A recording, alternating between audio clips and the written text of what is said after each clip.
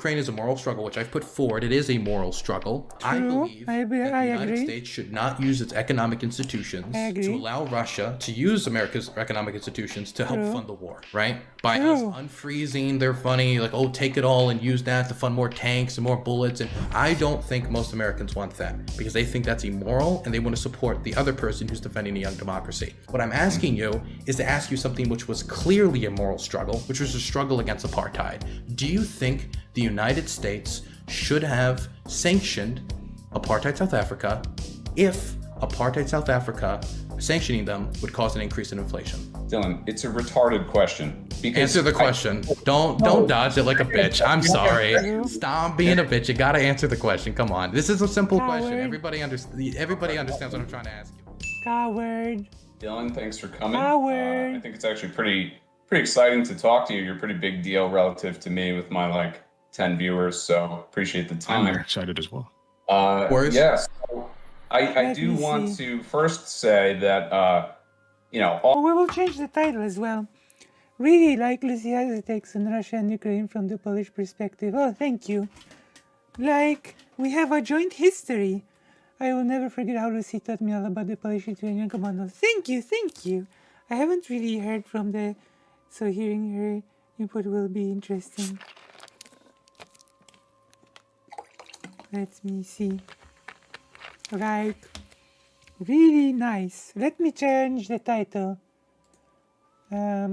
I would love to talk to Dylan Burns. If any one of you has a ability to get me a talk with Dylan Burns, that would be great.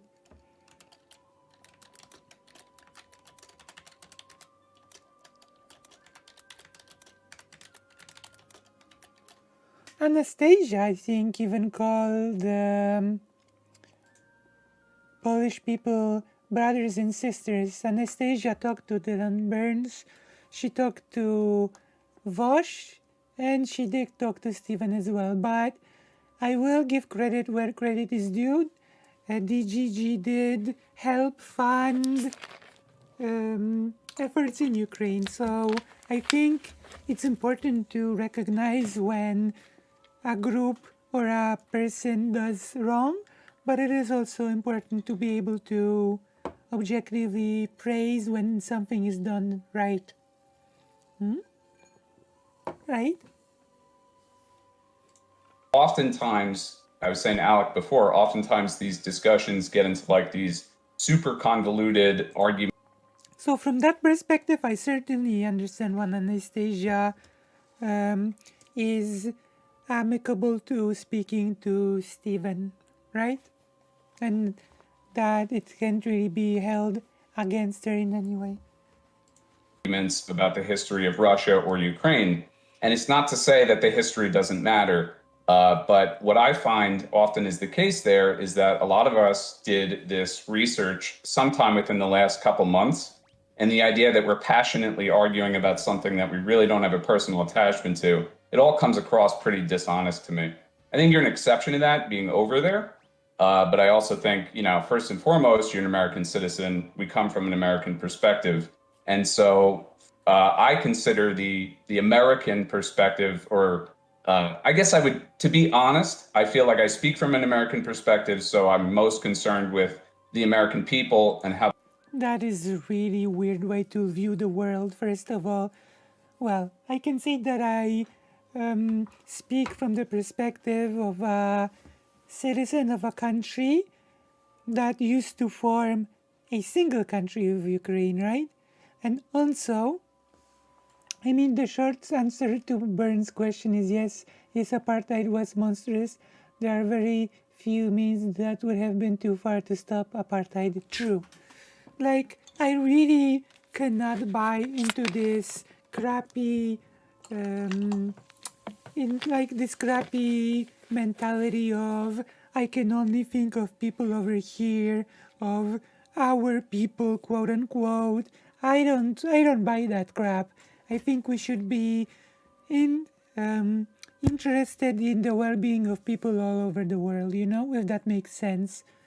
I don't think we should divide ourselves. I think we should cooperate on across borders I don't think borders should matter at all. I don't think there are more and less important people. And I don't think we should treat one people more importantly than other people, you know? That is my opinion on the matter. This whole nationalistic BS, I don't buy it. I don't speak that cringe language of nationalism. How this war is affecting their lives.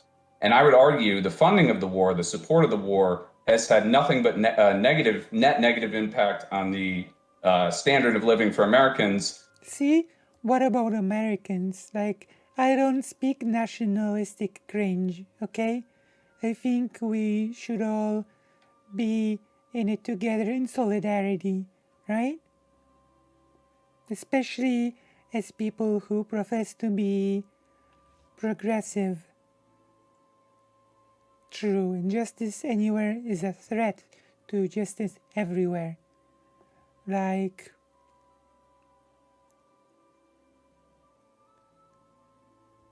I don't think there are more important or less important people. I think that is the fundamental difference I have with many and the concern I share with you. Yeah.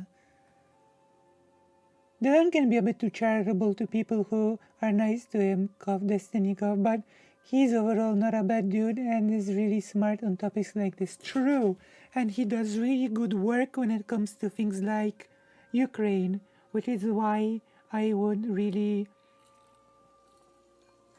love to speak to him, because you can, from his actions, you can really see that he actually cares, that this is not just a money game to him. This is not just a game to him, like in general, and a way to just gain some money and popularity, like some. With really no benefit to speak of whatsoever. I think it's a losing war, regardless of the outcome. I really don't think Ukraine stands a chance of winning. I think that, you know, worst case scenario, this could end up in a nuclear war kind of scenario. I just don't. This is a horrible example, like really dislike this argument of it will lead to nuclear war, scaring appeasement through nuclear war. Dylan is great. See why liberals who traditionally hold the anti-war view are. I don't think age is the important thing, you know? I think that we should detach age from seeing like beliefs and wisdom that comes from them, you know? I know, right? Suddenly becoming like empire simps. So that's kind of my take. What? Sure. So did you want me to talk to him or did you want to talk to him? I'm just confused exactly what you wanted. Since Non-Smoker was the guy who wanted to come on, and I kind of threw a curveball at him. He knew you were coming on. Don't get me wrong. I told him. Okay. And he agreed to all the terms and everything. But Non-Smoker, I'll leave it up to you. Would you rather this be a conversation between you and me, or do you want to have it with Dylan and then I just kind of listen? I think what makes the most sense, Alec, is given the fact that you said you don't have a lot of prior knowledge. It might make the most sense for me and Dylan to talk, and you and I could have the same discussion at a later date if you'd like. That's totally fine. Are you fine with that, Dylan? Sure, that'd be fine with me. Can I use the bathroom quick? So I just Oh, Sure, no worries. I wonder if they will edit it out. Yeah, sure thing. Bankrupt man. I'm back. Okay, they All did right, edit excellent. it out. So I guess I'll start. I think there's like two parts to the points you made. I think the first part was like this is making the war worse and it's a losing effort anyway. For Americans. Americans are supportive of it. And then there's a second part to it where it's like this also doesn't benefit the United States, and as an American, I care about America. So the rest of the world is the rest of the world. It is what it is, right? It is very bad like the two attitude parts to to it? have.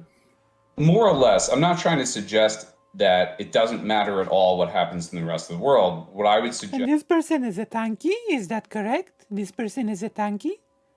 is It's that really weird for a tankie to say the American perspective is the most important perspective. That's such a strange thing for a self-avowed leftist to say. we may have our individual Really? or even collective concerns about what happens in the rest of the world, but Really? historically, our attempt to go in and fix the problems we see in the world has always ended in disaster. I guess I would contend with that. Same. Yeah, I mean, Same. I mean, World War II is an example. I mean, the title says he's a tankie. World War II, and also the US is not going in anywhere right now and fixing anything. Ukraine is requesting support and Ukraine is receiving the support. This is fundamentally different from US jumping in and trying to interfere with anything.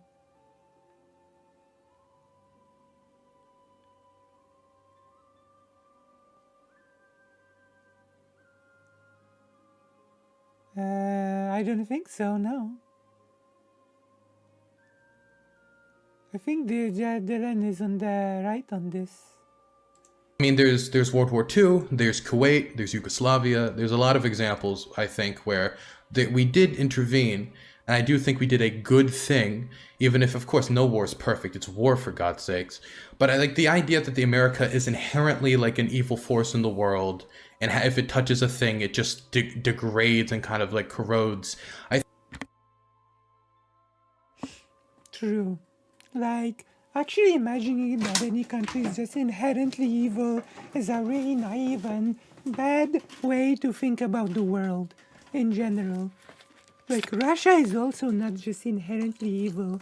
There are many historical and geopolitical reasons why it ended up the way it ended up, okay? And people should not view history like this. It's really bad. And yeah, Ukraine is requesting the support, and that is a huge thing. Okay?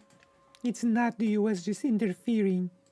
I think is really kind of like a Bush era interpretation of the United. Like you're kind of like have to hyper fixate and kind of cherry pick from America's interactions with the world to come to that conclusion.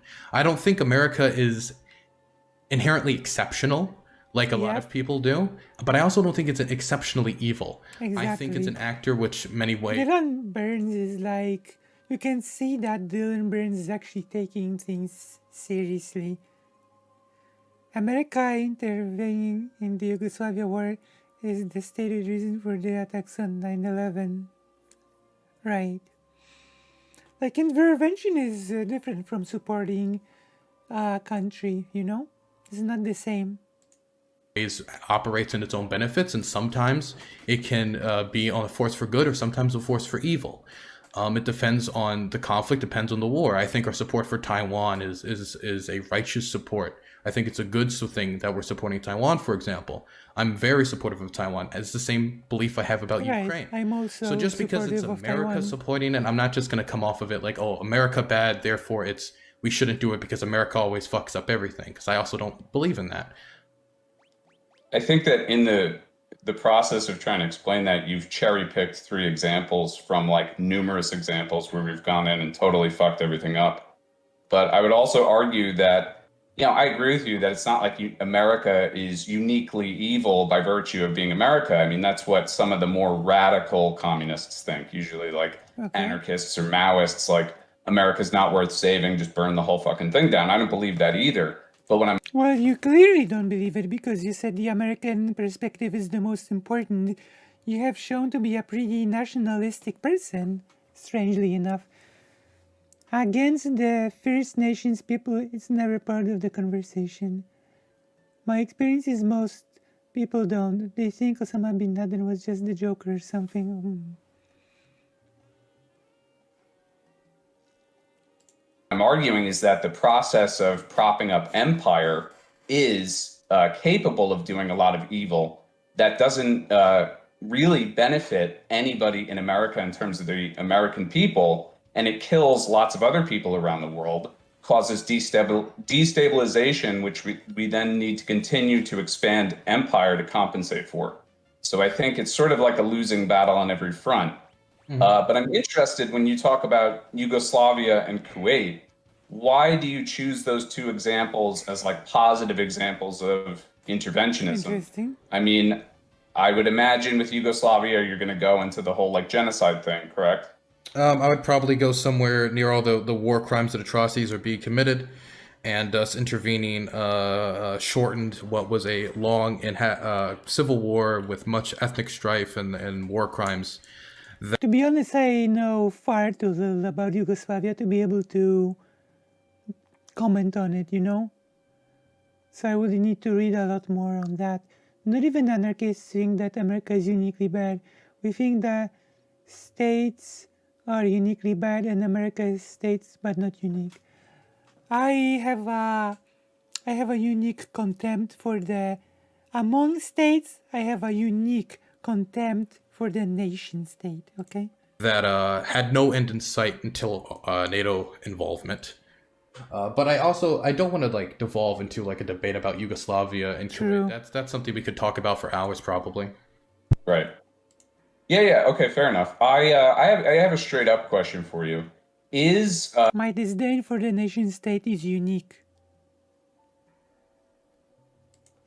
Do you draw any distinction between imperialism and annexation, or are they the same thing? Do I draw any distinction between imperialism? Sorry, I'm messing with my lights right now. Imperialism or annexation?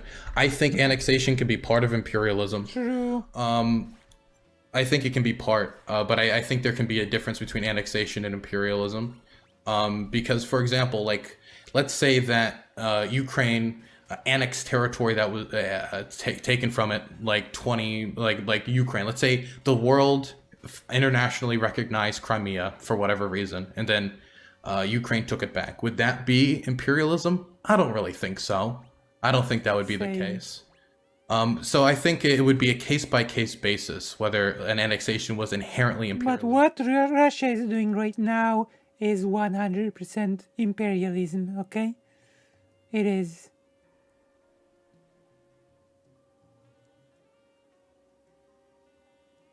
A state without a nation? Are you asking me, Gabriel?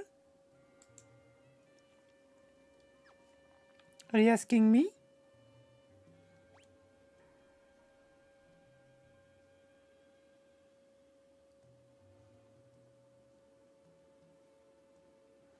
Is this a question towards me because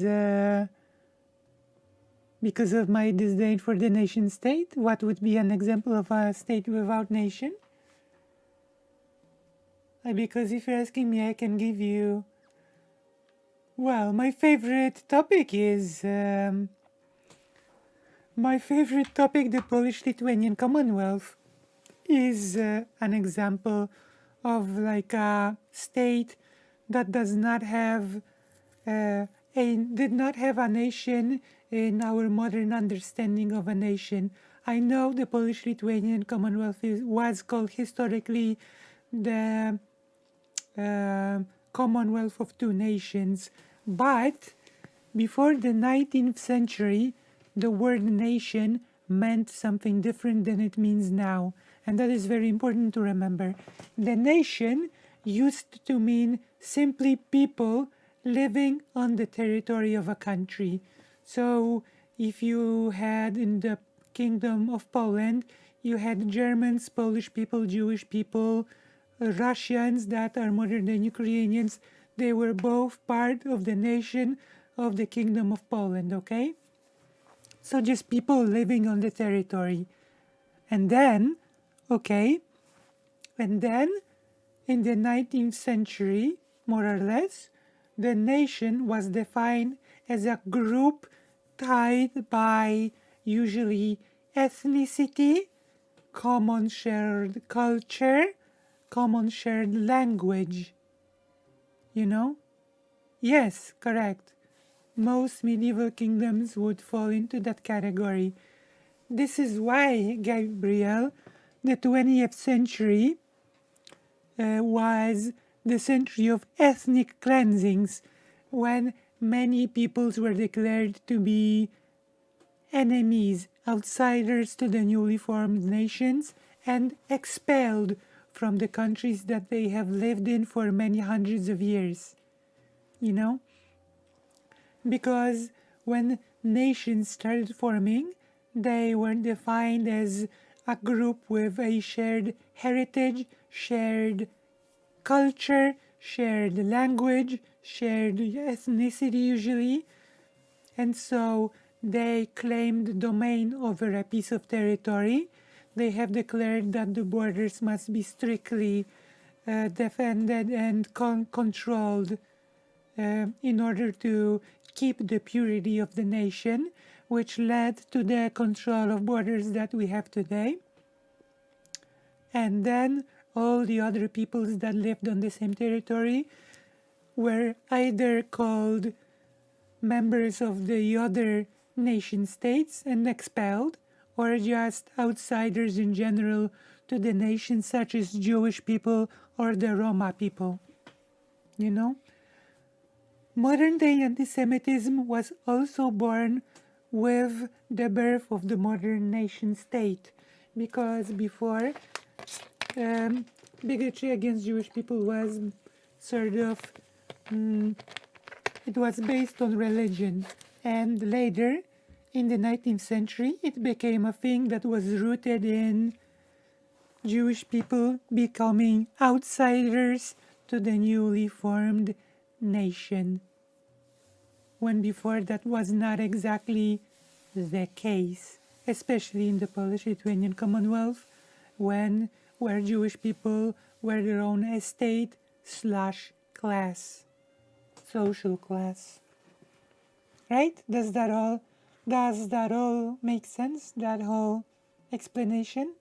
And this is what I hold a special form of disdain for the nation state.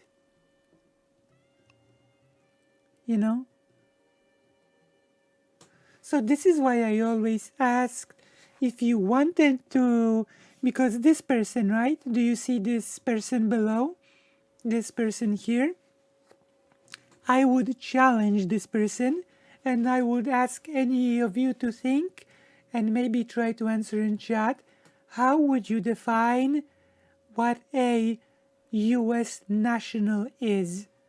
What defines the nationality in the US? What is a national in the US? What makes the nation of the US?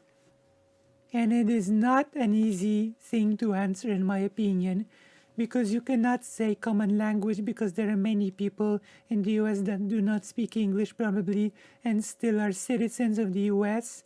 You cannot just root it in ethnicity, because there are all kinds of people living in the US. You cannot just tie it to a single type of culture, because the US comprises cultures from all over the world, basically, if you think about it. So there is no, you cannot just identify one thing in which you can base this national identity in the US, in my opinion.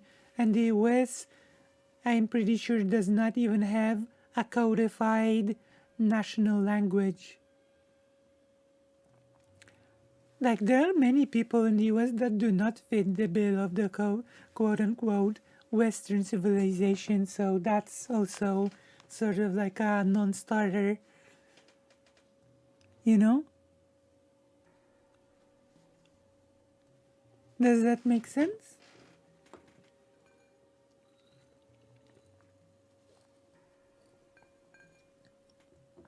So it's a pretty interesting question.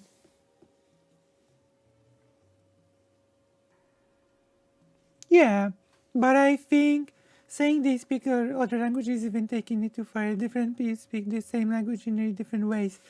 That's true, but I mean actually the radically different languages, like not English at all. There are people in the US, quite a number of people, that speak languages that are not English at all, I would say. And they are still US citizens, right?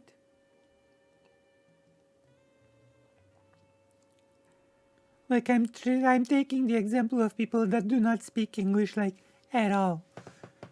If you take someone from New York, someone from Seattle, and someone from Springfield, they will speak the same language in radically different and even mutually exclusive ways. yeah, that's also, of course, an example, but those are like regional differences.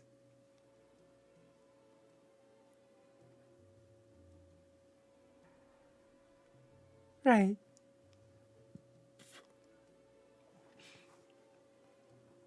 But then again, Europe is not a nation. Europe is a bunch of different countries, quote unquote. So, but yeah.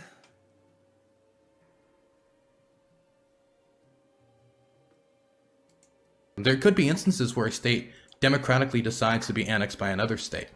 I think imperialism has become kind of a buzzword that kind of gets like thrown around when any one state is aggressive towards another state, or when any country starts shooting at another country.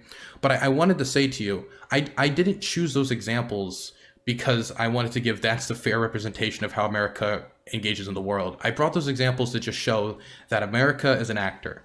And it's not an exceptionally evil actor or an exceptionally amazing actor, but it's an actor that can do both good things and bad things. And just like I thought those were good examples of how America was involved in the world, I think what it's doing in Ukraine is an example of America doing a good thing in the world and protecting this nation's sovereignty, defending a young democracy which had a democratic revolution, and defending the Euromaidan revolution from 2014, which many people are trying to uphold.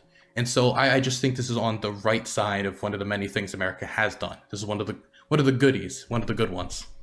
Mm-hmm. Yeah, so I think you can then appreciate, to some extent anyway, the more cynical view on it, that it's actually not necessarily this good-natured defense of democracy, but it's more about building and maintaining spheres of influence in the world, pressuring Russia, in the case of Taiwan, pressuring China. I see. What do you want to debate me on, Jane? And I find that oftentimes, if you even suggest that's the case, you're often like dismissed right out as like a Russia apologist or a China apologist or a Russia simp or a Russia propagandist or this or that or the Ukraine other. is But the fact of the matter Russia. is, we are using these scenarios to pressure other global powers for the maintenance of our hegemony, right? Like we want unipolar world order. That's sort of been the policy of the US post Second World War, and particularly after the collapse of the Soviet Union.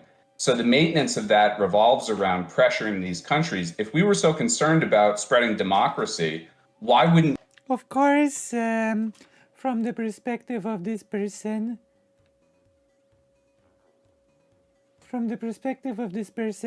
countries like Ukraine are just pawns for bigger actors to play their games of hegemony. So I would say that this in itself is a pretty chauvinistic view from my perspective, okay? Saying, oh yeah, there's the USSR, there was a big player, the big player has fallen, but there's now Russia that's still a big player, and we're trying to disturb the big player that is Russia by using the pawn that is Ukraine in order to keep our hegemony. Do you know what I mean? Do you understand what I mean? Do you understand what I'm trying to say with this? Like, it's treating literally countries like pawns for other countries to just use in their games, which is pretty annoying, right?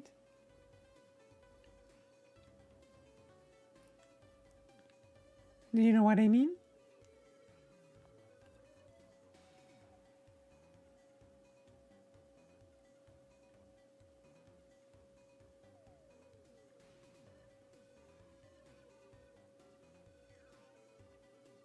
Does that make sense? I'd say it's okay. Origin of language is like it's like an inside joke. Okay, it's okay. It's alright. Origin of language knows what's up. Origin of language understands my feelings. It depends on how it's executed, right? It could lead to good things like to possibly rebuilding like the way of life for the Romani people. It could be, in my opinion, it's not the federalization itself that is good or bad. It's the execution of such ideas that can be good or bad.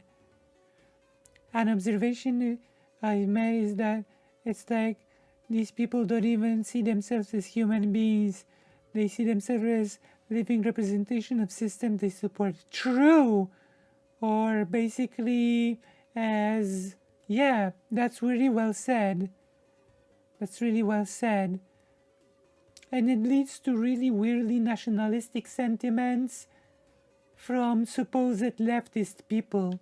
You know, we are not literal components of our nations and nation states. We do not hold some special loyalty to the nation that we are quote unquote part of. And we do not have to be especially indifferent to people that are not a part of our nation. Or like individual countries have like less power, but the European Union has more power. Yeah, you know? I think, of course, in the future we should be like, it's a very complicated thing, but we should be moving past certain ideas. Of course, it's very difficult because rigid structures are very hard to change. I need to do that video about the difference between left-wing populism and right-wing populism, right?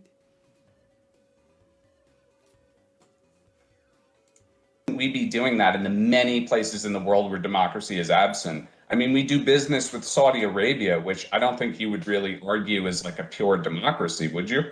Of course not, but I think states are oftentimes hypocritical, and I think somebody can do something for multiple reasons. I think that we would not be giving Ukraine as much support if it wasn't a democracy.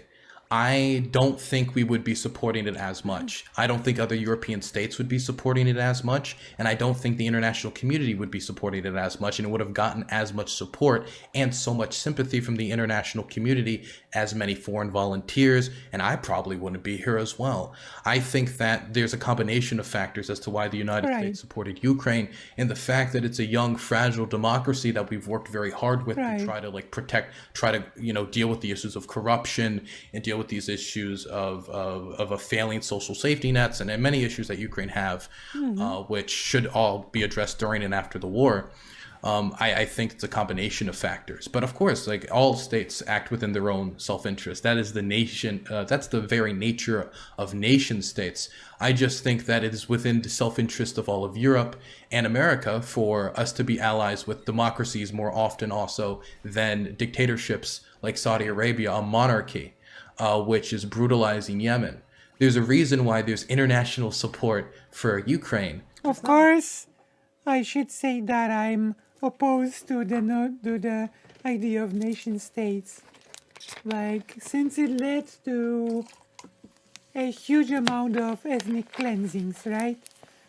So nation states are not inherently democratic. Like, let's forget about that idea. And also, let's not forget that nation states actually, let's not forget that monarchies and nation states are not mutually exclusive ideas. Monarchies are also nation states. A lot of nation states started out as monarchies. Let's just remember that as well, right?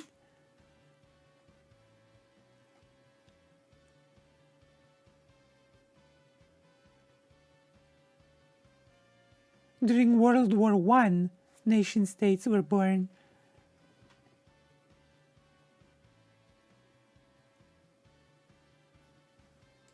Much international support for the Saudi Arabian intervention in Yemen, even though Saudi Arabia is within the American sphere of influence. Why? Because there's no sympathy from the international community for the Saudi intervention. If you go to the Americans and you say rah, defend Saudi Arabia, that's not a thing. Just because it doesn't. There's like international support, if anything, for Saudi Arabia's actions in many cases. Like there's the idea that like we are in Ukraine because it's some blooming, budding democracy. Ukraine, in large part, yes, absolutely. Okay, well, You do know that Ukraine, based on the corruption perception index, is rated 122 out of 180 in terms of its, level of it's one of the more corrupt countries in the world. Yeah. Based on like third-party analysis. Okay. So how is that like a budding democracy that we're attempting to like somehow, I don't know, from what exactly? Like I don't really follow that reasoning. In fact, The United States started as a genocide. That's a non-argument, by the way. Just because something starts as like that's a really weird argument to make. One moment.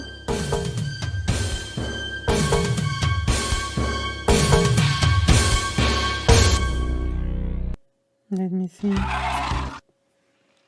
Like, that's a really bad argument. Just because a place is corrupt, like, it is a young democracy. And that is exactly why it's like very, how should I say, vulnerable to things like corruption. Yeah, those things, there is no contradiction here. Of course, a young democracy will be vulnerable to things like corruption. Yeah, I am changing it right now. Does that make sense?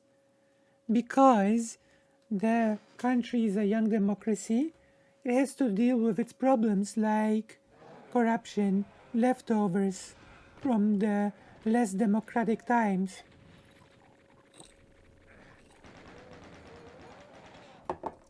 Like, introducing democracy is not some magic pill that just fixes things like corruption over time. This is a really naive way to think about life and the world. And I cannot believe that a person that is serious would make this argument of oh no, you say it is a democracy and yet they have problems with corruption. Curious. Also, no, it's no need to apologize. Like, it was super loud, you know? There's like, I'm sorry for, the inconveniences. So yeah, this is a really silly argument to make, in my opinion. Genocidal state which raped black women enslaved in chains. Exactly. Democracies are inherently flawed things, and there's gonna be no democratic project that started as this perfect, respectful, no problems, no issues whatsoever. If you look at any point me to a democracy that started out with no corruption. Point me to a democracy that started without large-scale civil strife or violence on the streets. A lot of democracies, a lot of democratic revolutions had these issues. Whether it be like in Germany and in America, everywhere. It's not about having issues.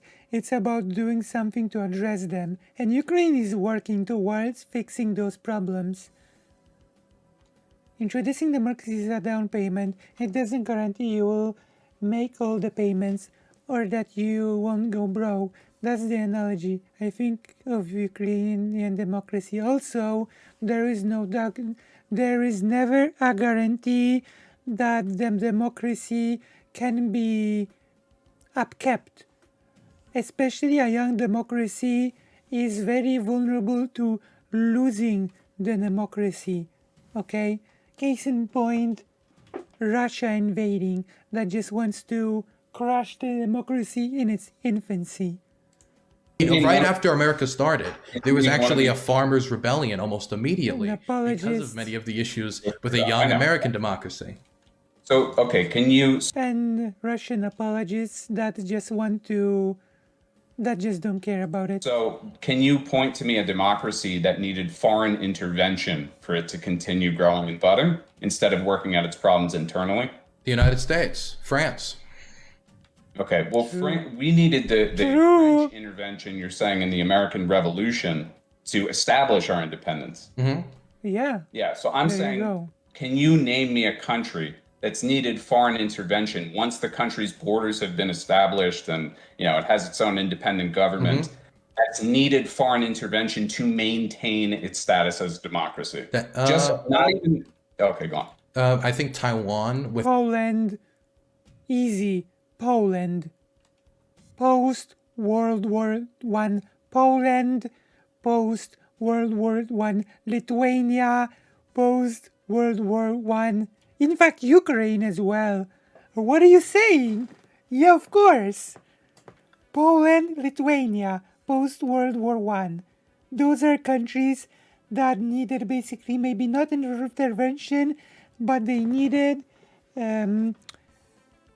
like the guarantee from many powers in order for Germany, Austria, and Russia to not just gobble them up, you know? Of course, for me that's an easy answer to that question. Like Dylan Burns could very well just say Poland, and he would be correct in saying so, you know?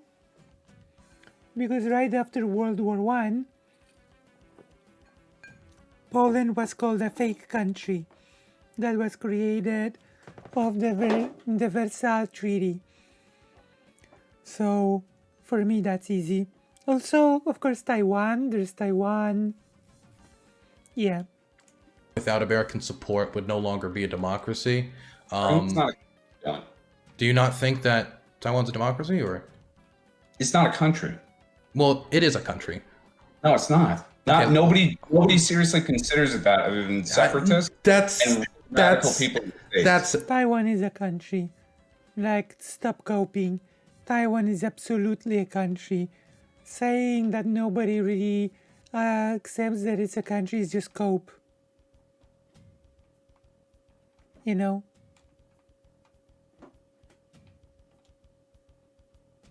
There you go.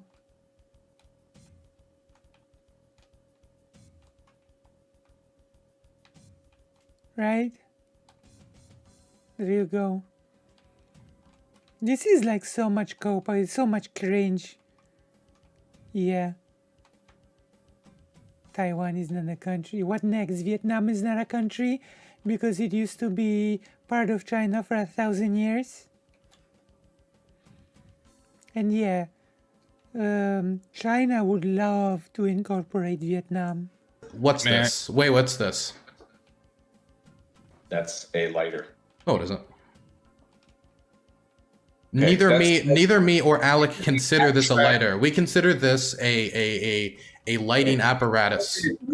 If we didn't made an illegal agreement that wasn't a lighter, then I could understand why you would bring that up as an example. But you know why we didn't make that legal agreement about that lighter is because there's no problem with international recognition of that. The problem. Do you know why? Let me ask you a question. Again, that was the case for Poland after World War One. Poland need to be carved out from Russia, Germany, Russia, and Austria after World War One. Ridiculous. Of course. After World War One, a lot of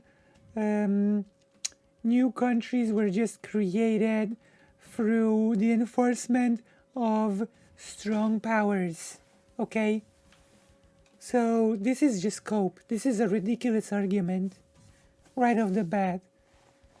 And interestingly enough, I can just keep giving that example of Poland, the thing that I'm familiar with, and it will be absolutely analogous and correct and even on topic because the post-war World War One history of Eastern Europe is extremely tied to the history of Ukraine and its fight for independence. Right? So there we go. When did China become a country? When did China become a country? Was it in its current government, 1949? Yeah. Also, that's right, the USSR. The USSR. That's a good point, Moho. The USSR would be an example also, right? But it wasn't internationally recognized as the sovereign government of China till like the 1970s. In fact, what's interesting about China is the US didn't officially recognize the PRC as the legal government of China until the 70s. We recognize the ROC as the legal government Yeah, of China. exactly. That's really, but So do you think that China didn't become a government until 1973? We only did that because we didn't respect China's sovereignty to such an extent that we were trying to actively foment rebellion against them, during which we actually proliferated the drug trade in Burma and all. I would like to see evidence of that. Source, please. Like, this is just an empty allegation. For such statements, I would like to see some sort of a source, any proof. All these other countries. Why would that change? Why would that change True. whether or not China was a country, the People's Republic of China was a country in 1949 versus 1973 because the world didn't respect them? Well, I mean, you could say that about a lot of... Half the world did. The majority of nations did not. The majority of nations did not recognize them as China. True, that's true. Do you have a source of that? I mean, the majority of... They didn't get the UN seat. There are many sources for that. Like, we could Google a source for that right now. Of course. Like, what is this? Are you being serious? Are you just being uneducated on this topic? That it's not a... Are you gonna contest basic facts about the history of the Chinese Republic? Of course. Almost nobody recognized them. And in time, as they became more powerful, the international community was basically forced to recognize it.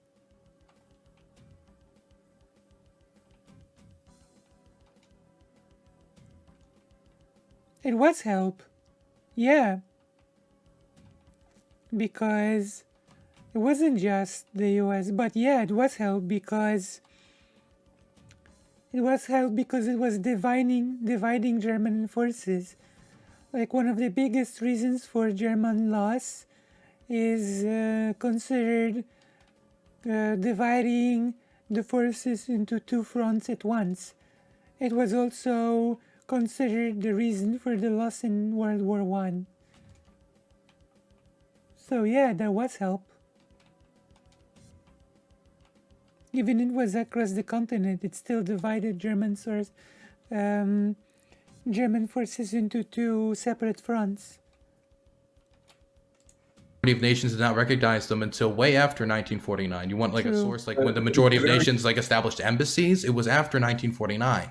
What I'm trying to get at with you is I don't think international recognition is what establishes a country. True. I think that's silly because if is tomorrow everybody spited, let's say tomorrow we said this is the Soy Act, and what we're going to do is we're all going to say Russia no longer is a country, and we pass that and all the countries remove their embassies. That wouldn't magically make Russia not a country. True. Russia still has currency, has its own flag, it has its own established borders, it has its own military, has its own government, has its own policies, it has so many things that is what is a country, has its own anthem, has all the things and all the flourishings of a country. I think they're countries. I just don't think those countries have a right to exist. Okay, I got you. Yeah, I mean, you can believe something to be a country and also doesn't have a right to exist. Like, I believe the Reichskammer whatever pact was like a country. I just didn't believe it exists. It had a right to exist. True. In your opinion, your personal opinion. In my personal opinion, I do not. Yeah, of course it wasn't just the US troops, of course. But the argument was not about the US, right? The argument was about a country's independence needing outside help to continue, right? That was the argument. It wasn't just the US though, and honestly, giving the US credit for World War II, the French did more to fight versus the Nazis than the US did. Nazis were unable to conquer France. Wait. The Nazis conquered France. France gave up faster than Poland did. What do you mean? France was conquered, like, for France they gave up almost like when the Maginot Line was breached, France just gave up.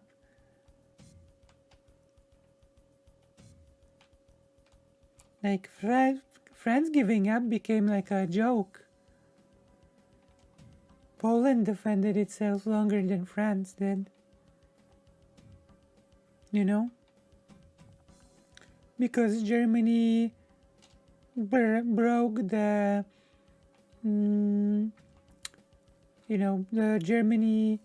Nazi Germany broke the neutrality of Belgium, breached the Maginot Line, and when that happened, France basically gave up.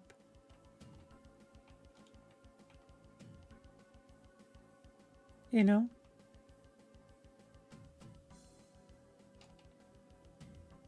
Like, France did not continue fighting. France gave up.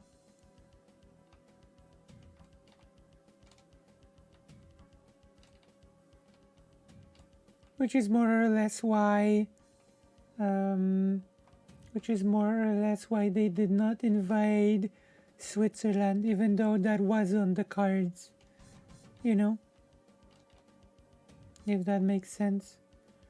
That was in the cards, and then France gave up and it became unnecessary.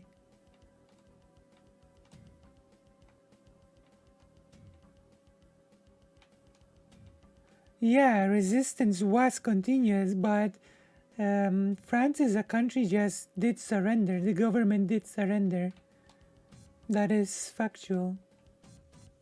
Even if the resistance continued. Like, Polish resistance also continued after Poland was defeated. But before that, the government did not surrender to Germany. And the French government has surrendered.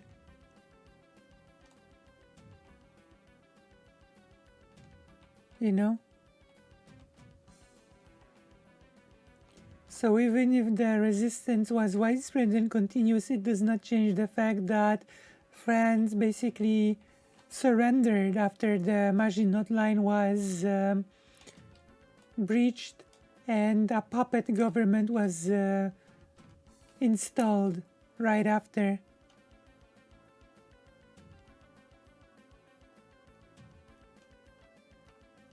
You know?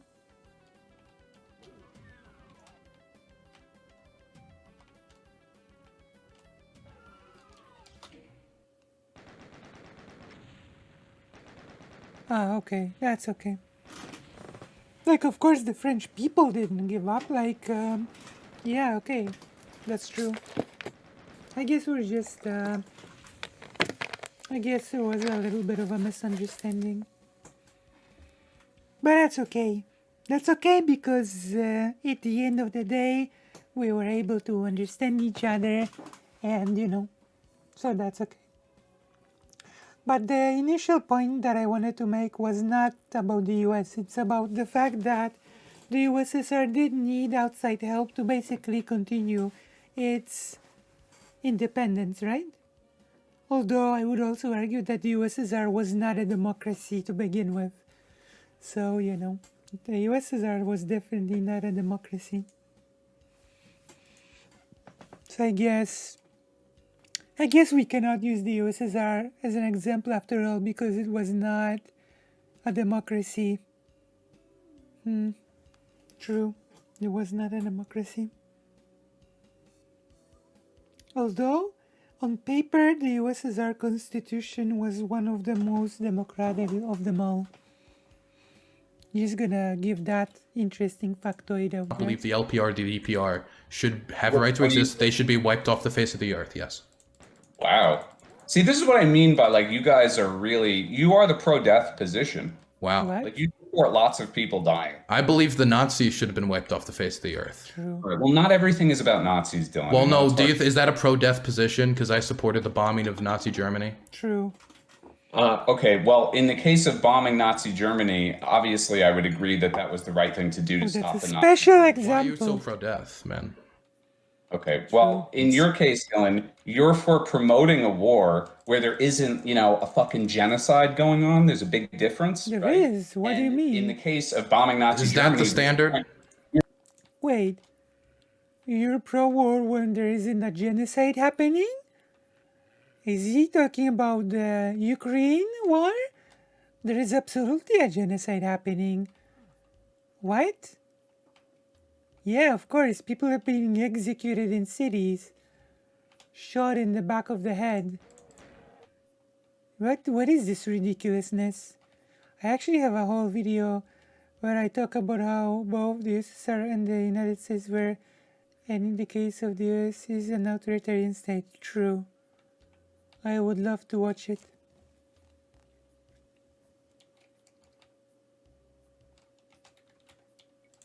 You're trying to prevent a genocide. Now you're talking about killing possibly hundreds of thousands of people just because you think this region that you learned about 6 months ago doesn't have the right to exist. Okay, I didn't learn about it 6 months ago, but you did? No. Sorry, 8 months ago.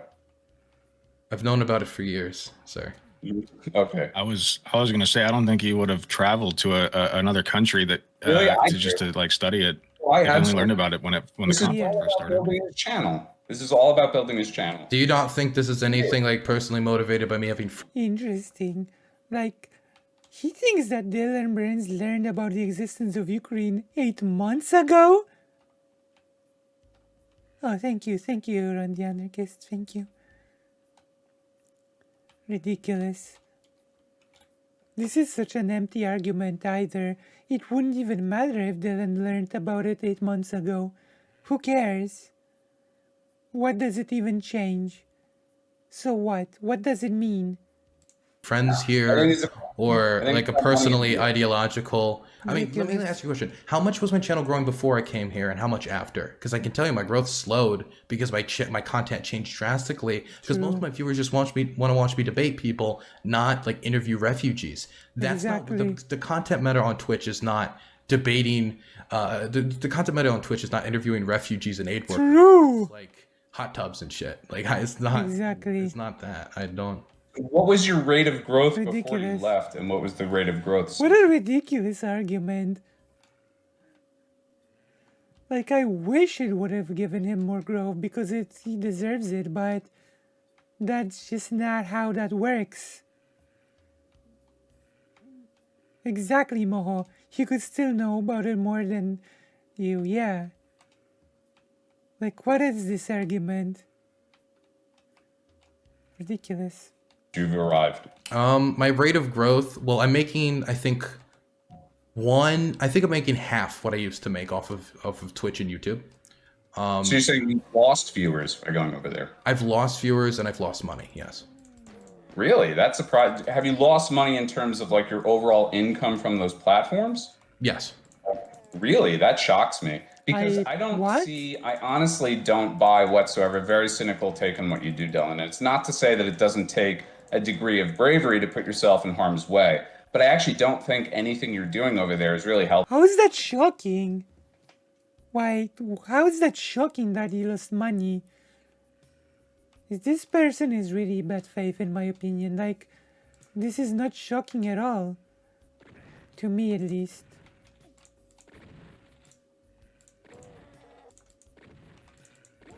Like, it takes really some kind of wild magicking to make this sort of content, quote unquote, entertaining to people. And it's not supposed to be even entertaining. Yeah, the you've only traveled to Ukraine to a war zone to make money argument. Some people call it war tourism, which is just ridiculous to a whole new level. This is amazing work. Helping anybody. I think you're going over there, you're sort of putting the war behind a lens, right? And then you're trying to demonstrate to all of your viewers, hey, look at all the horrible stuff happening to Ukrainians. This is why you should keep sending money over here. Your tax dollars. Well, yeah, I'm also like funding like vests for the Ukrainian military and aid workers and medical bandages. I'm actively supporting the Ukrainian war effort. Absolutely. Real quick, I think my take on it is he's just going over there to document what's going on. I think if you are donating personal funds, Dylan, that's your business. But it just seems like, from my understanding, you're doing a documentary. Is that right? Yeah, I'm interviewing. I want to basically interview locals, get their perspective on the war, and like film and give people a mostly unfiltered view of the war. I don't like how CNN covers war because it's like, here's 5 minutes of war footage, it's like 3-minute interview. It's all soundbite nonsense, and I wanted to do something that's more unfiltered. They have True. Dylan, they have the exact same take that you do. Yeah, but I want to present it differently. You can agree with someone's opinion and think they make a bad argument. For example, let's say someone came in here and said, I don't think we should send weapons to Ukraine because Ukraine is run by a Jew. You would be like, well, I agree that we shouldn't send weapons to Ukraine, but that's a very bad argument, right? What is the difference between CNN's argument and yours? I think the difference is that I work harder to humanize people and give them more in-depth conversations. And I think those types of things are just not possible on a massive multimedia company that has to deal with advertisers that have to like jump in and like push tampons to be like 10 minutes. They can't play 30 minutes of a conversation with the Ukrainian talking about what it was like to grow up in Kharkiv and talking about Euromaidan and like pro-Russian violence. Coverage, not argument. Well, yeah, I want to do a different. I want to. Okay, then I think the change would. Let me change what I meant then. What I meant was, I want to present it differently because I think I present it in a way that is more appealing to certain people that aren't captured by what the mainstream media presents. Like I think. This is like coming up to a doctor and saying, "I bet you only learn about where the." Many 6 years ago, assuming you know more about it because you thought yours 10 years ago. True. A lot of people are dissatisfied with how mainstream media covers war, and that's something I wanted to approach. Interesting. Yeah, but I don't think the argument's any different. So I think your example is not really great. Listen, this isn't a perfect message. What an argument! Oh my gosh, what an argument! Well, you sure convinced me. Sorry, perfect measure of your growth, but I do see a noted increase in your trending on Google since the start of the war. What do you make of that? Okay. Awesome, but I'm not making more money and I'm getting less views. Like you don't think you're really going to deny? Like, okay, I'll be honest. Do you want me to send you my bill for the last month? Just real quick. Listen, I'll take your word on it, but the idea that this hasn't done marvelous promotion for your brand is kind of dishonest. I'm not saying that it can't. No, wait, let me be clear. I do acknowledge that this helps me, but this helps me in a way of like it makes me more professional than what I was before. Because before what I was mostly known was being like a debate host. I hosted debates and I hosted like basically a clown show where people would come on and watch people yell at each other, right? And that's something I'm not interested in doing really much anymore. And I think the main thing this is helping me do is distance myself more from that and move on to bigger and better projects that I care about and allow me to enter a more professional realm. But the main motivation personally for me going is because I'm ideologically I like this. I like what he's saying here. Committed to the struggle. It's the same reason when I said wipe off the face of the earth. I didn't use polite language because I'm not polite about it. Right? I'm you can call me a radical, that's fine. But I am very radically committed to this Ukrainian struggle for independence and democracy. I'm gonna be here until they win. I'm gonna come back every once in a while to like say hi to family, stuff like that, but then I'll be back here in January. Just real quick, even if this is a clout, like it's like at least partially a clout grab. Even if you were to concede that, I do think that it is important to put that into the context of like what regardless of that, like objectively is being done over in Ukraine. So I'd like to bring the conversation back over to like, should we be funding them? Is is Ukraine? Yes. Let's go back to the answer is yes. Does that make sense? Yeah, no, that's totally fair. I mean, I do have a lot of criticisms of that. Maybe we could talk some other time. But okay, what you mentioned something before that's really important to me. You said that nation states do what's in their best interests, right? Something akin to that. And, it's not always good. It's not always bad. It's differentiated, which I think, that stands to reason, makes a lot of sense. Okay, but when you talk about the interests of the nation state, typically what I would think that to mean is that it has some sort of benefit for the people in the nation. And in the case of the war in Ukraine, this has been disastrous for the American people. It's created, supply issues with oil, right, which has led to inflation being enhanced, right? The reason is, as the cost of oil goes up, oil is an input for the production of everything. So as the price of oil increases, the price of everything increases. Now in the US, I've talked to other streamers about this. There's multiple reasons why we're seeing rampant inflation here. It's not just the war in Russia, but the war in Russia and the war in Ukraine is exacerbating the inflation here. And the only way out of that inflation here is the Federal Reserve raising rates a crazy amount, a short amount of time, and basically initiating a recession. So what you're seeing is the American people here not being able to afford, standard things. I mean, gas prices are coming down a little bit, but I don't know if you heard today, OPEC is going to cut supplies, right? Yep. So we're going to see an increase in the price of oil again, right? We're going to see an increase in gas prices. That kind of stuff is devastating for the average American, right? Like a family of four who, the mom has to drive to work, drive the kids to school, whatever. Like, So we shouldn't. Ukraine should just be left to rot because inconvenience. Okay, great argument. Also, Russia would totally stop at Ukraine. Totally. Underrate how bad this is for regular people, and yet we're just being told again and again, like, oh, we have to do it to save democracy, we have to do it because of war crimes and all this stuff. But we see all these places in the world where there is no democracy, where we do nothing, and we see other places. A good example is Armenia and Azerbaijan, where the Azerbaijani military is carrying out war crimes. We're not doing anything about it. So I just, it always seems dishonest. This is a lot. You're saying a lot. Okay. So it always seems dishonest to me that we're this vanguard of good, right? And the American people pay for it, right? Literally with dollars or with their lives, when inevitably we have to get involved in the war directly, which in this case, I think is only a matter of time. I agree. Yeah, we should have supported the FSA more in their struggle for. Yeah, of course, the US is gonna get involved directly. Are you kidding?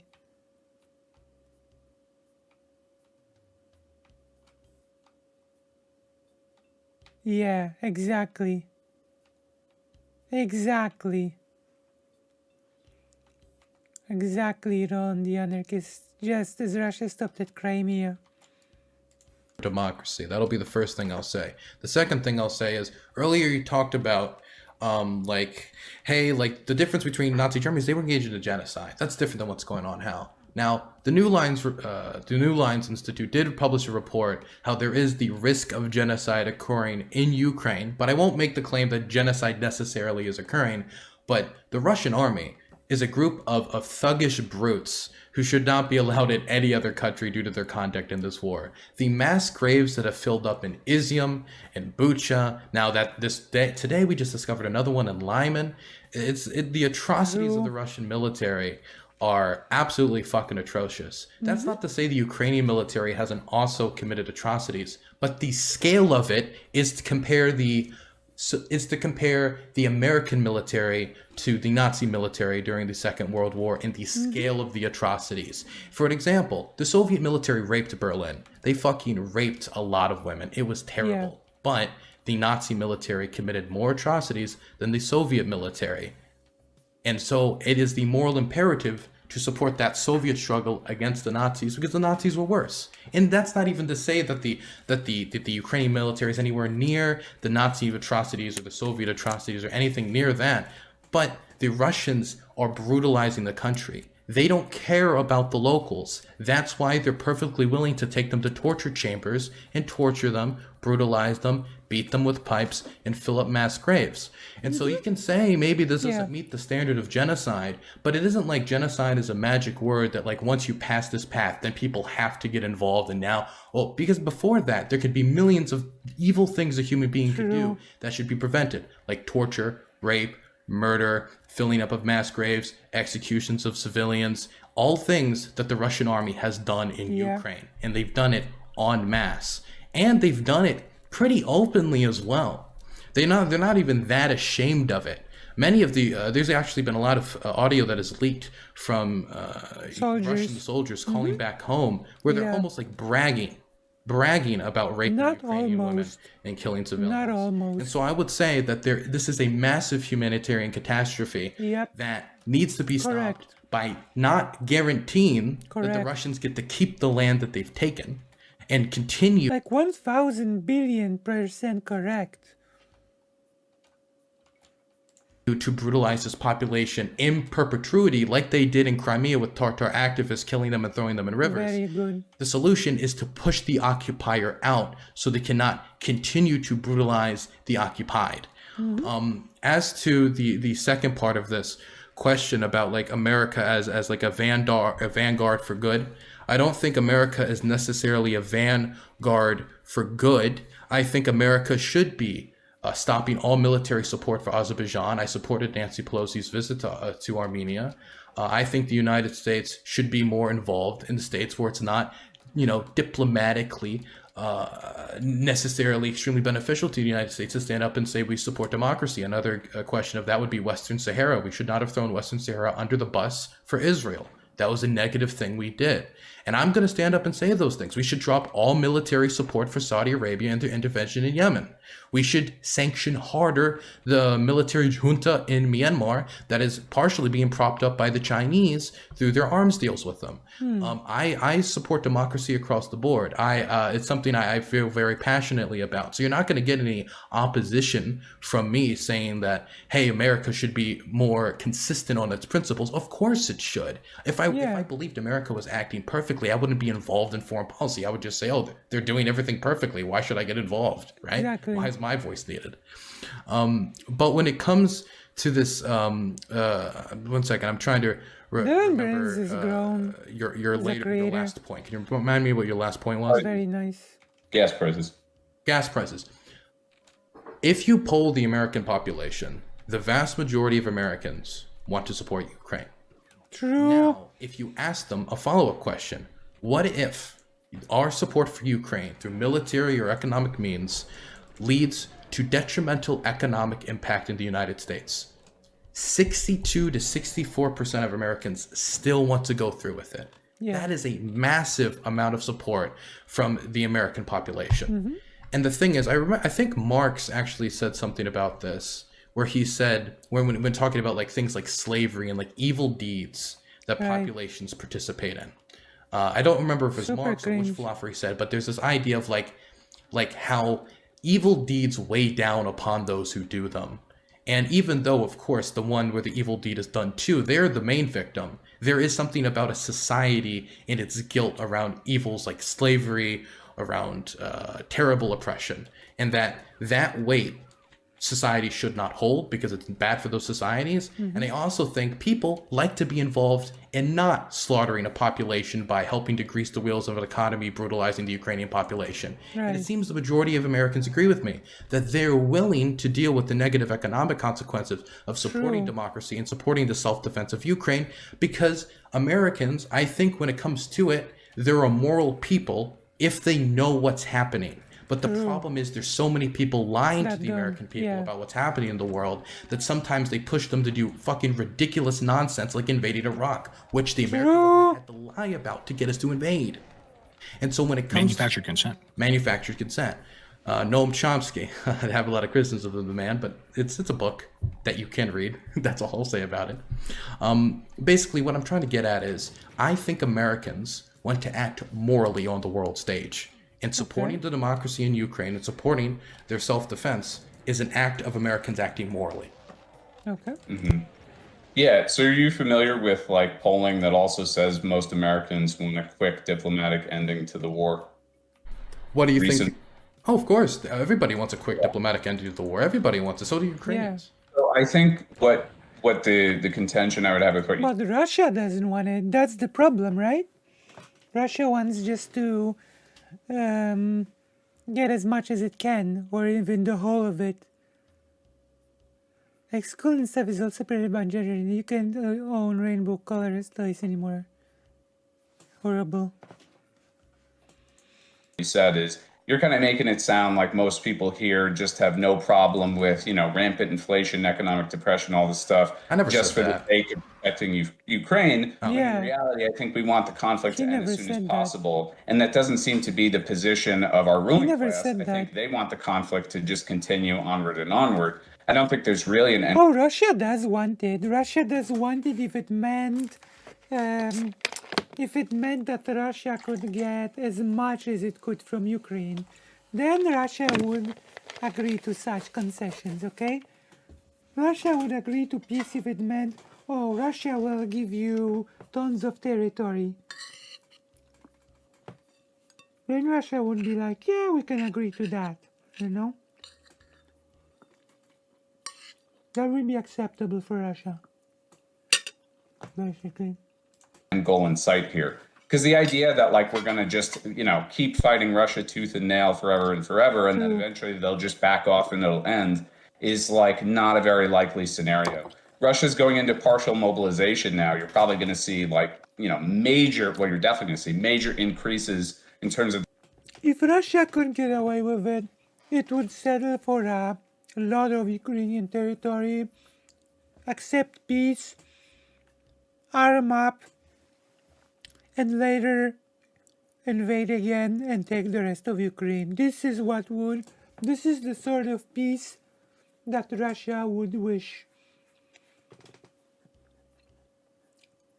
Take half of Ukraine, pause the conflict, arm up, upgrade weaponry, invade again, take rest of Ukraine. This is the outcome Russia would love to happen. The size of the Russian force. It's only going to get more expensive. This is only going to drag on longer. I don't see like how, you're making this, I would say like moral judgment about most Americans that, oh, they're perfectly fine sacrificing this, that, and the other for the sake of Ukraine. And I think it's important for me to acknowledge that most Americans are in support of Ukraine. That's a fact. I'm not denying that. Okay. But what I am denying is this idea that like there is no limit to that. There's a very obvious limit to that. And as material conditions continue to deteriorate here, the support for this conflict is going to deteriorate as well, right? The tankie favorite words, material conditions.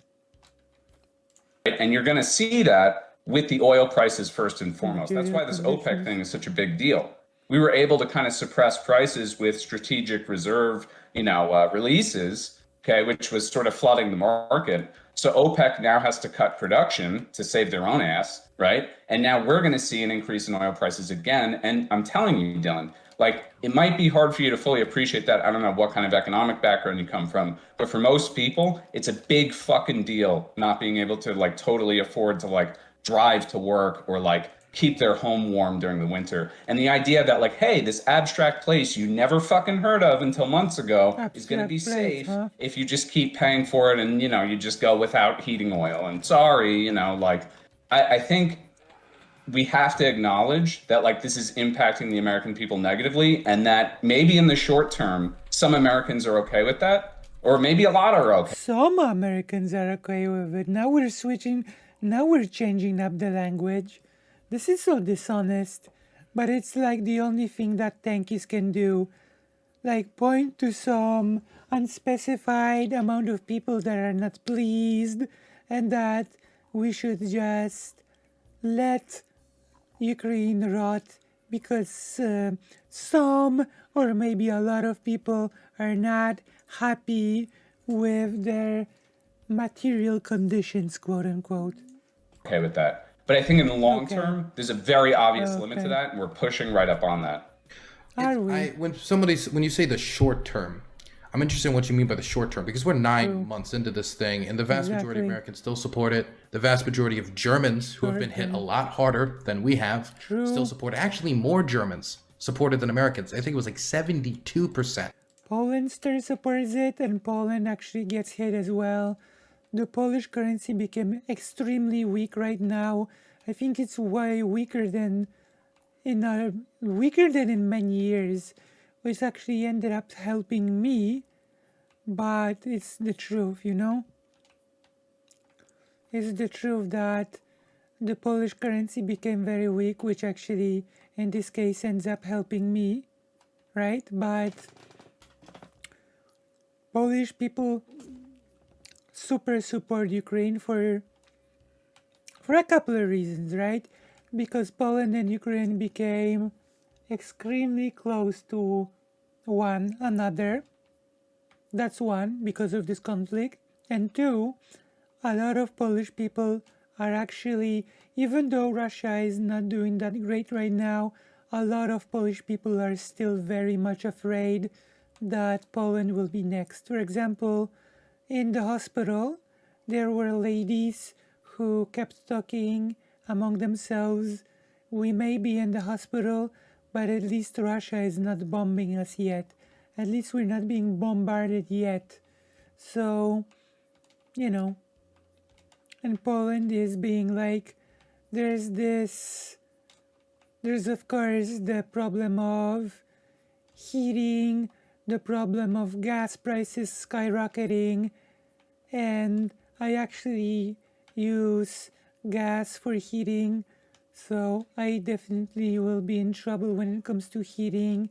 I might have to heat the place that I live strategically, sometimes not heat it at all, you know? So, yeah, Dylan is correct. In other words, to cut this whole story short, Dylan is correct. Of German support it compared to 62, which actually surprised me considering all of Schultz's actions well enough. Continuing German support for Ukraine. Continued German support, German governmental support for the government of Ukraine. 72%. That's German, right? Now, the difference is people hear the reaction of the German government, but Olaf Scholz is not the German people. He is a representative elected by the German people. He will not necessarily always demonstrate the German people's will. The same thing can be said about the French people as well. The British are another people who are extremely supportive. Estonians, Latvians, Lithuanians, Poles, Romanians, Moldovans. I mean, these are all people who are incredibly supportive of Ukraine. It's also interesting that all the nations who have experience similar with Russia historically when it comes to their colonization of their lands also seem to support Ukraine more due to the sympathy of being in their position before. But this idea of like the economic deterioration of... That would be Poland.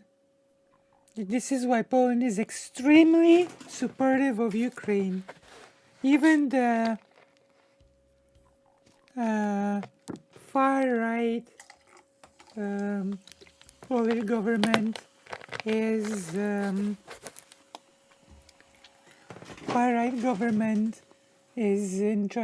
support of Ukraine.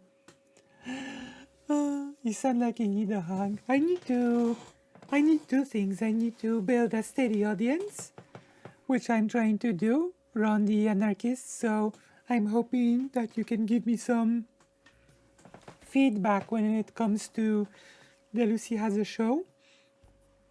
And I also need to build up a steady amount of Patreons in order not to die. So you can consider becoming a Patreon. Yeah, love and solidarity. Come on. So yeah.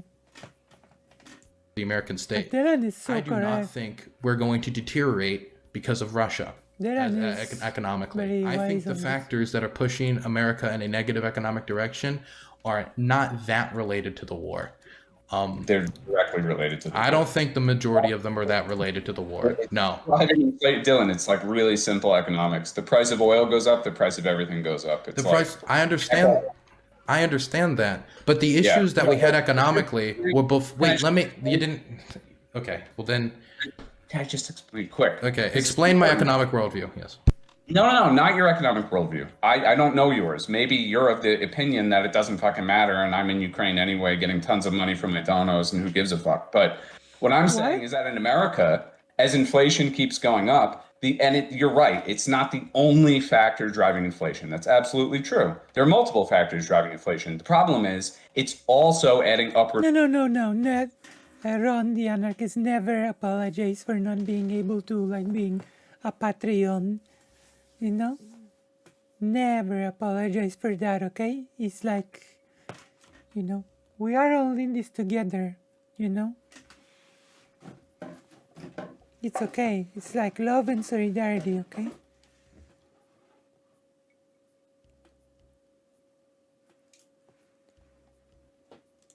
Pressure on inflation, in addition to a whole host of other things. The only way the Federal Reserve can take care of that, can reduce inflation, the only fucking way, is by upping interest rates and instituting a fucking major recession. It's coming. Whether we want it to happen or not, it's gonna fucking happen. Okay? And so I think what I'm trying to get across to you is that it's not just this short-term increase in gas prices, which, again, I think the media really downplays from this elitist standpoint of like, oh yeah, we can afford it and all this bullshit, and like the average person... Really?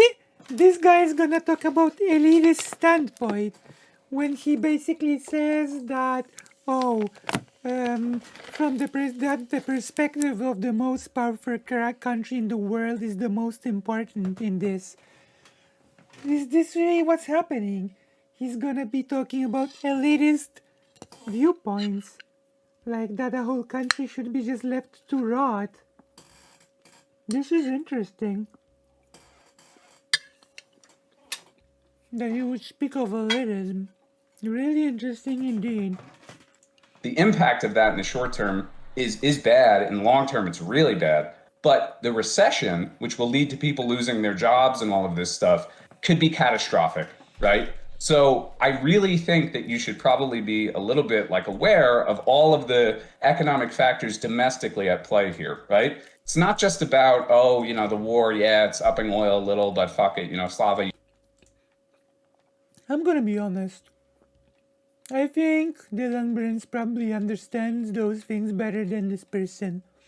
I think that Dylan Burns is probably more aware of the economic realities of the US than this person here.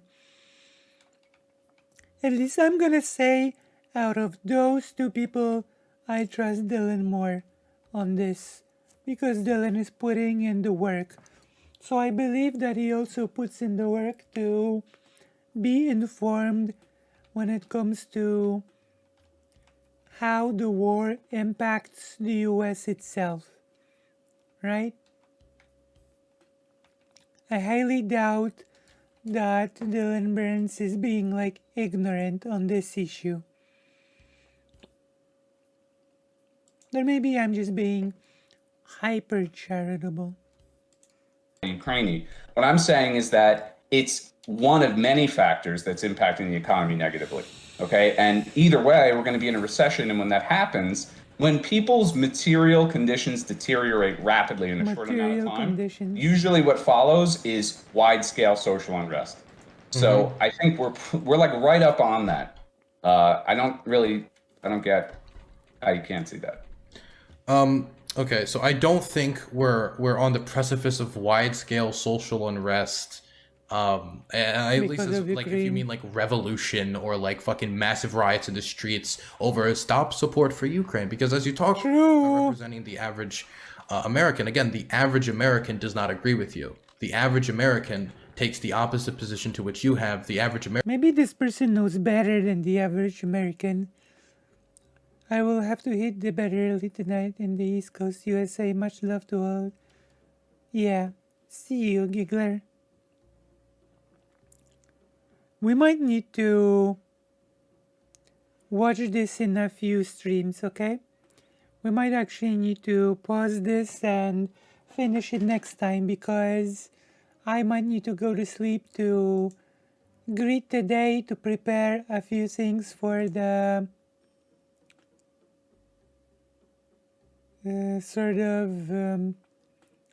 next two segments, right?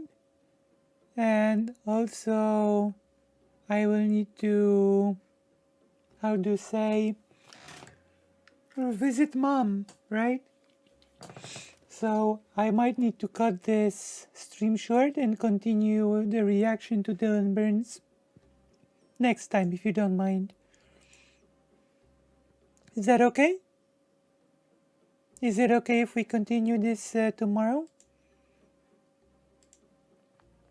What do you think? Press 1 if you think it's okay.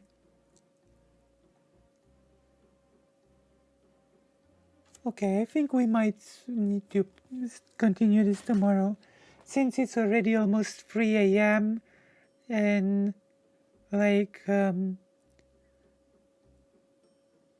Poland, and we've been streaming for 5 hours. Yeah, you can continue this tomorrow.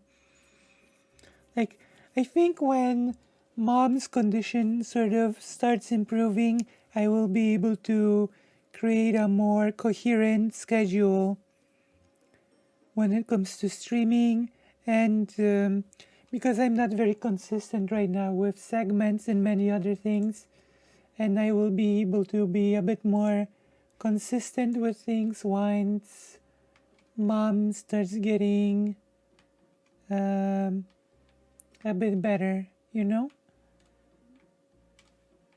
So I think like there's a lot that goes into me not being like optimal when it comes to delivering the best sort of experience to you all. But that's okay, we'll work on it as we go, right? Okay, so we will pause it here, and I will write